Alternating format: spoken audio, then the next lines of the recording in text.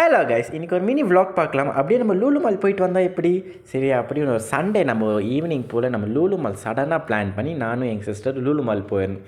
The main reason எதுக்கு போகணுன்னு நான் நடுவில் சொல்கிறேன், ஓகேவா? ஸோ என்ன வாங்குறதுன்னு தெரியாமல் நாங்கள் அப்படியே நைட் டின்னர் வீட்டுக்கு வாங்கிட்டு போகலான்னு சொல்லிட்டு பிளான் பண்ணியிருந்தோம்.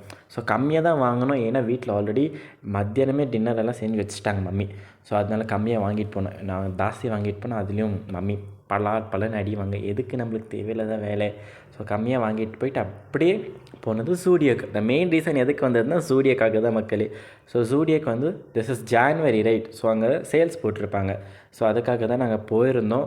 ஸோ எங்களால் நாங்கள் பிளான் பண்ண அதெல்லாம் நாங்கள் வாங்கலை, ஏன்னா அங்கே ஃபுல் ரஷ்ஷாக இருந்துச்சு பில்லிங்கில்.